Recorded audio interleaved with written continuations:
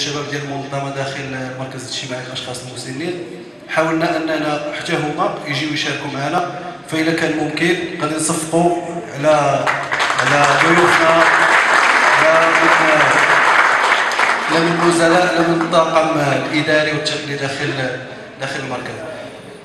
قبل ما نبداو الحفل ديالنا ما يفوتناش اننا نبداو بايات بينات من الذكر الحكيم يتلوها على المسامع ديالنا المقرئ عبد الحميد، فليتفضل مشكور.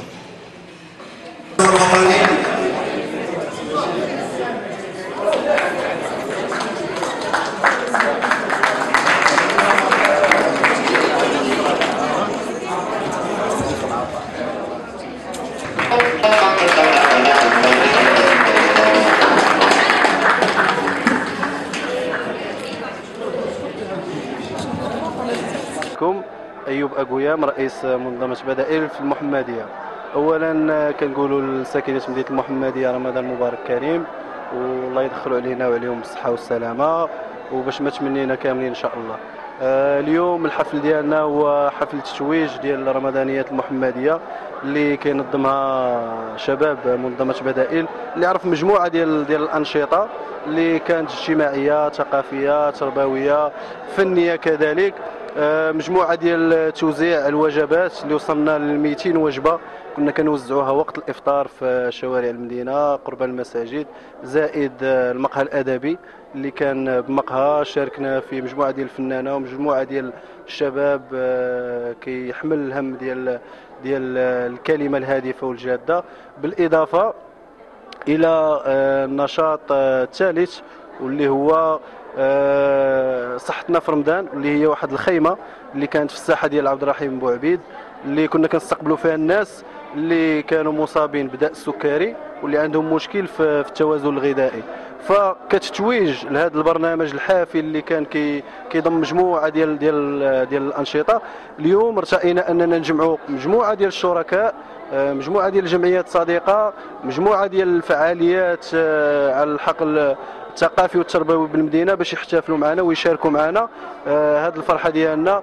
بالاضافه الى كاين واحد الحاجه اللي هي مزيانه، هو من بعد اليوم كان الافطار ديالنا في المركز الاجتماعي للاشخاص المسنين، فقمنا باننا نجيبوا معنا هذوك النزلاء باش يشاركوا معنا الفرحه، وكيف ما كتشوفوا هما كيشاركوا معنا الحفل، لا النزلاء والنازلات بالاضافه الى الاداره ديال المركز. وشكرا، وكنشكروا جريدة النبأ على التغطية الإعلامية اللي كتكون دائما الأنشطة بحال هذه، وشكرا.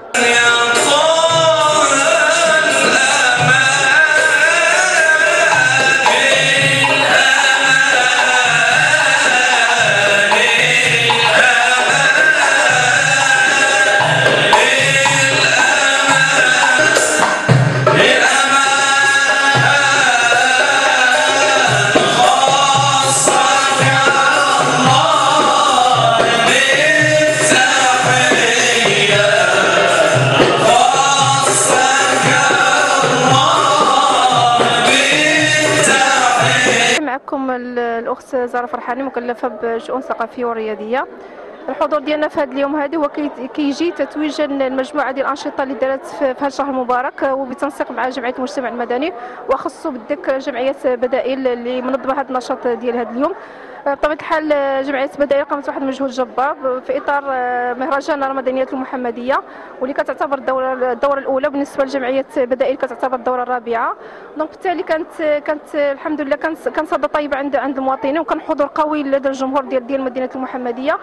وكانت ما قامت به جمعيه بدائل هي واحد يعني انشطه تحسيسيه لفائده بالخصوص مرضى السكري، واللي استدعت فيه يعني اطباء متخصصين، كذلك استدعت فيه المجلس العلمي يعني في شخص بوتمنت، وثلاثه مجموعه ديال الانشطه، وبحال اللي قلت لكم بتنسيق مع جمعيات اخرى. وشكرا.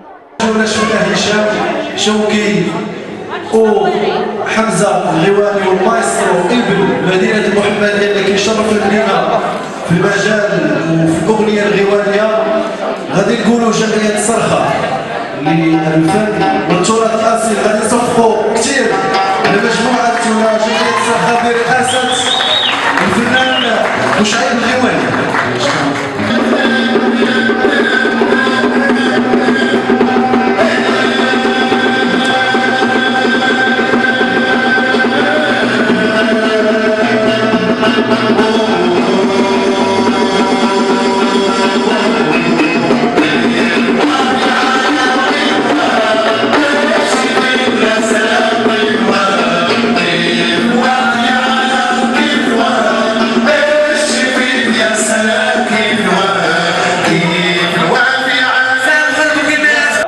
شعيب الغيواني رئيس جمعيه الصرخه للوطن الاصيل ومجموعه الصرخه الغيوانيه.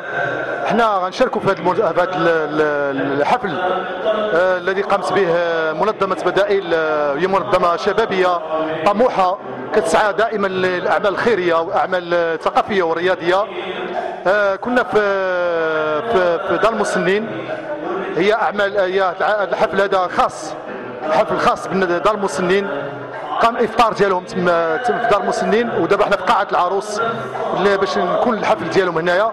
هذه انا بغيت نقول واحد الكلمه لكل الجمعيات كاع اللي كتعمل عمل خيري دار المسنين. اود ان اقول من الاحسن الناس دار المسنين يحاولوا الجمعيات اللي فكروا باش يديروا واحد العمل في دار المسنين، واحد العمل اللي بغى يديروه.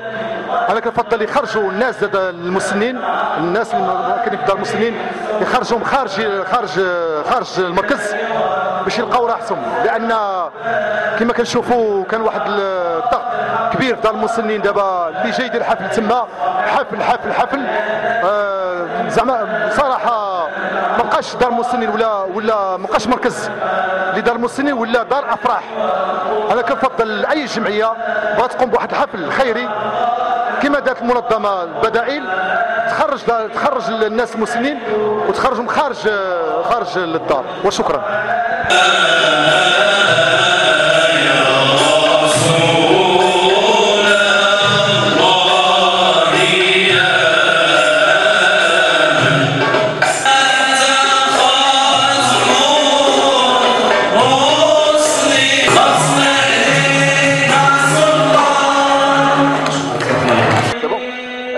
محمد أقيام، الكاتب العام لمنظمة بدائل الطفولة والشباب على الصعيد الوطني. حفل اليوم هو مدينة المحمدية، هو حفل تتويج لمجموعة الأنشطة اللي ينظمها فرع المحمدية لمنظمة بدائل الطفولة والشباب، وهو كذلك حفل لمنح الشواهد المستحقين، وكذلك بعض الملابس العيد للفئات المسنة. فرع المحمدية انخرط في الدينامية الوطنية اللي هي رمضانيات بدائل اللي كتنظمها منظمة بدائل على الصعيد الوطني، يعني مجموعة ديال الفروع على الصعيد الوطني كينظموا هذا النشاط هذا بمناسبة شهر رمضان.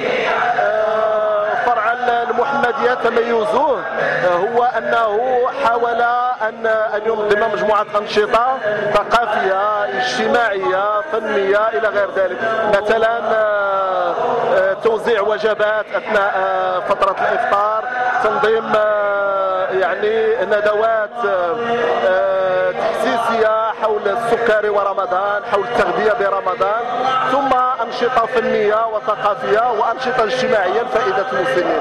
وبالتالي فرع المحمدية يعد من بين الفروع النشيطة على الصعيد الوطني، ونتمنى له الاستمرارية والازدهار ومزيد من العطاء. شكرا.